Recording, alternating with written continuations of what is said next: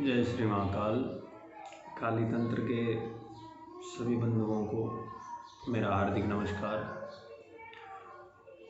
और मैं आप लोगों को आज एक विदित कराना चाहता हूँ। समक्ष कल गणपति स्थापना है। इसके लिए मैं आपको कुछ विशेष उपाय बताना चाहता हूँ, जिस हिसाब से अगर आप पूजा करो जिससे आपको ज़्यादा से ज़्यादा फल मिले। सबसे पहले प्रथम बात आती है, गणपति मनाते क्यों हैं और गणपति का जल के अंदर ही विसर्जन क्यों होता है। दूसरा अपना प्रश्न होगा और उसका उत्तर ये होगा, गणपति की किस अनुसार पूजा करें ताकि वो ज़्यादा से ज़्यादा फलदायी हो, और किस हिसाब से किसके लिए क्यों पूजन करें जिससे अपने को वो इच्छित वस्तु या वर की प्राप्ति हो। वर मतलब जो इच्छा संपूर्ण होनी चाहिए। जब वेदव्यास जी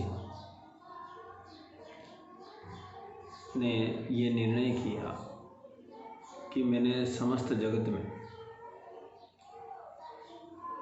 संपूर्ण पुराण बनाने की 18 पुराण 6 शास्त्र 4 वेद बनाने का उन्होंने निर्णय लिया और ब्रह्मा जी ने उन्हें यह कार्य सौंपा, तो उन्होंने रचना का हाँ तो कर लिया, लेकिन लेखन के लिए सुयोग्य विद्वान व्यक्ति तो उसको समझकर अच्छी व्याकरण शुद्धता के साथ लिखे, ऐसा विद्वान व्यक्ति उनको चाहिए था। उस समय ऐसा विद्वान व्यक्ति गणेश जी के अलावा इस संसार में त्रिलोकी के अग्र पूजाधिकारी उनके अलावा कोई भी नहीं था। वेदव्यास जी ने गणपति से आराधना की, हे गजानन भगवान, आप मेरे यहाँ आइए और पुराणों की रचना कीजिए। तब गणेश जी ने हाँ की और वेदव्यास जी की परीक्षा लेने के लिए उन्होंने बोला कि महाराज मेरी जहाँ पे लेखनी रुक जाएगी मैं वहीं पे विश्राम कर लूँगा, उसके आगे मैं एक भी अक्षर नहीं लिखूँगा। तब गजानन जी ने, वेदव्यास जी महाराज ने वो कथन स्वीकार कर लिया। वेदव्यास जी ने भी एक शर्त लिखी, महाराज आप लिखो लेकिन उसको सोच समझकर, उसका अर्थ भावार्थ समझकर आप उसे लिखोगे। गणेश भगवान तीक्ष्ण बुद्धि थे, उनकी प्रज्ञा बहुत ही तीव्र थी, इस वजह से उन्होंने भी हाँ किया।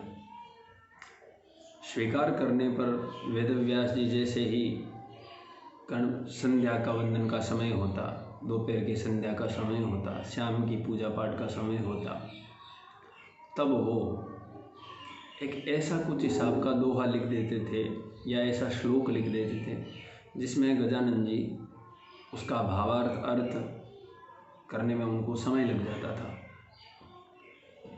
इतने में वो अर्थ भावार्थ करते वेदव्यास भगवान अपना संध्या आदि स्नान आदि से निवृत्त होकर आ जाते थे और नए कार्य में गजानन भगवान को लगवा देते थे। इस प्रकार से गजानन भगवान पुराण करते करते शारीरिक मेहनत अधिक होने के कारण जब पुराण संपन्न हुए तब उनको बहुत ज़्यादा अधिक टेम्परेचर में ज्वर होने लग गया, मतलब बुखार आ गया। तब वेदव्यास जी ने उपचार के लिए उनके शरीर पर चंदन का लेपन किया, उपटन लगाई और उस उपटन को धोने के लिए गजानंद भगवान सरोवर के अंदर गए और उस उपटन को धोया। उस दिन के बाद में ये गणपति को जल के अंदर विसर्जन किया जाता है, क्योंकि गणपति ने अपनी जो उपटन ही वो सरोवर के अंदर धोई। इस प्रथा से इसको करने से अगर किसी प्रकार का ज्वर होता है तो चंदन लेपन करने से गणपति का नाम ओम गंगणपतये नमः या ओम गाम गीम ओम गंगणपतये वर वरद सर्वजनम्य वशमानय होम फट स्वाहा, इस प्रकार के उपटन लगाकर अगर व्यक्ति किसी के या चंदन लगाकर किसी व्यक्ति के समक्ष जाता है तो वशीकरण भी होता है। अब बात आती है गणपति की पूजन किस प्रकार करना चाहिए।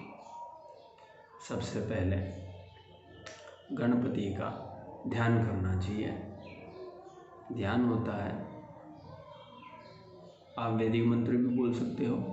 ओम गणानन्त्वा गणपतिगुं हवामहे प्रियानन्त्वा प्रियपतिगुं हवामहे निधीनान्त्वा निधिपतिगुं हवामहे वसो मम आहमजानि त्वमजासि गर्भधम्। इस प्रकार के मंत्र से आप गणपति का स्मरण कर सकते हैं, या पुराणोक्त मंत्र भी बोल सकते हैं। वक्रतुंड महाकाय सूर्यकोटि समप्रभा निर्विघ्नं कुरु मे देव सर्वकार्येषु सर्वदा। उसके बाद में आप मूर्ति की स्थापना कर लें।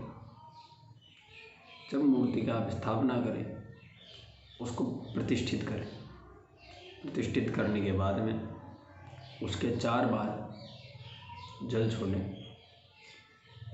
पाद्य और पाद्य में भगवान का पैर धोना चाहिए। हस्ते और अर्घ्य में भगवान के हस्त धोने चाहिए। मुखे आचमनी भगवान के आचमन के लिए जल देना चाहिए। सर्वांगेषु स्नानम, बाद में जो पंचामृत बनाया हुआ है पंचामृत चढ़ाना चाहिए। बाद में भगवान को सर्वांगेषु स्नानम समर्पयामि, पुनः शुद्ध स्नान करवाना चाहिए। बाद में भगवान को जनेऊ पहनानी चाहिए। जनेऊ इस कंधे पे होनी चाहिए, लेफ्ट कंधे से राइट साइड में नीचे की तरफ होनी चाहिए। उसके बाद में 2 मूली के धागे चढ़ाने चाहिए, वस्त्र और उपवस्त्र। उसके बाद में भगवान के चंदन लगाया जाता है। उसके बाद में कुमकुम लगाया जाता है। उसके बाद में अक्षत लगाए जाते हैं, टिक्की लगाई जाती है। और उसके बाद में भगवान के अबीर गुलाल चढ़ाई जाती है। सुगंध द्रव्य सेंट लगाया जाता है कान के पास में। उसके बाद में भगवान के शमी पत्र चढ़ाई जाती है। उसके बाद में भगवान के दुर्वा चढ़ाई जाती है। गजानन जी के तुलसी नहीं चढ़ानी चाहिए, ये ध्यान रखना चाहिए। तत्पश्चात भगवान को दीपक दिखाया जाता है और दीपक दिखा के हस्त प्रक्षालन करवाया जाता है। हस्त प्रक्षालन करवाने के बाद में भगवान को नैवेद्य दिया जाता है। और एक अगर आपके पास पान हो, लौंग इलायची का पान का बीड़ा बनाकर चढ़ाया जाता है। तत्पश्चात भगवान को यथाशक्ति यथाभक्ति दक्षिणा द्रव्य दी जाती है, चढ़ाई जाती है। उसके बाद में बात आती है विशेष आज्ञा की। एक पत्ता लिया जाता है, पीपल का, पान का, या कोई जल का पात्र, बाटकी, कटोरी वगैरह। उसके अंदर कुमकुम, चावल और जल गजानन जी को अर्पण किया जाता है। विशेष आज्ञा का मंत्र होता है रक्ष रक्ष गणाध्यक्ष रक्ष त्रैलोक्य रक्षक भक्तानाम अभयम कर्ता त्राता भव भवानमात् द्वैमातुर कृपा सिंधु शरणमातुर गृज प्रभु वरदस्तं वरम देहि वांछितं वांछितार्थद अनेन सफलार्घ्येण वरदोस्तु सदा मम। हे गजानन जी महाराज, आप मेरी रक्षा करो, मेरे समस्त कार्यों को निर्विघ्नतापूर्वक सिद्ध करो। ये पूजा होने के बाद में बात आती है अर्चना की। किस प्रकार से अर्चना करना चाहिए? भगवान की 1000 मोदक से अर्चना होती है। यो मोदक सहस्रेण यजति, उसको वांछित फल की प्राप्ति होती है। जो दुर्वा से अर्चना करता है उसको यश कीर्ति की प्राप्ति होती है। जो चावल की खिल्लियों के द्वारा, लाजई या शमी पत्रों के द्वारा भगवान की अर्चना करता है, स वैश्रवणोपमो भवति, उसको समस्त प्रकार की मनवांछित फल की प्राप्ति होती है, धन धान्य की प्राप्ति होती है, लक्ष्मी बंधन का निवारण होता है। अष्टौ ब्राह्मणान सम्यग्राहयित्वा सूर्यवर्चस्वी भवति। 8 ब्राह्मणों को पास में बिठाकर स्तोत्र की अर्चना की जाती है, गणपति तुलसीदास का पठन करवाया जाता है। तो सूर्य का यश जिस प्रकार उजाला चारों तरफ फैलता है, उस प्रकार से उसकी यश कीर्ति फैलती है। गणपति की स्थापना चतुर्थी से लेके अनंत चतुर्दशी तक रखने का विधान है।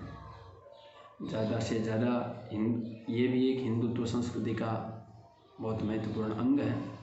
महाराष्ट्र में मुख्य रूप से इसको बहुत ही धूमधाम से मनाया जाता है। समस्त मेरे हिंदू भाइयों को, सनातन प्रेमियों को, गणपति प्रेमियों को, महादेव के प्रेमियों को गणेश चतुर्थी की हार्दिक शुभकामनाएं। यद्यपि कुछ वीडियो में त्रुटि रही हो तो काली तंत्र पंडित मनमोहन मैं आपसे क्षमा प्रार्थी हूँ कि क्योंकि ज़रूरी नहीं है मैं ही समस्त प्रकार का विद्वान हूँ। बहुत सारे लोग संसार में हैं जो मेरे से भी ज़्यादा विद्वान हैं। यद्यपि मैंने अपनी बुद्धि और सामर्थ्य के अनुसार आपको बताने की कोशिश की है। कोई भी त्रुटि हो तो मुझे ज़रूर बताएं, ताकि मैं आगे आने वाले वीडियो में कुछ सुधार करूँगा। जय जय श्री महाकाल, जय जय अम्बे की, दधिमती माता की जय हो।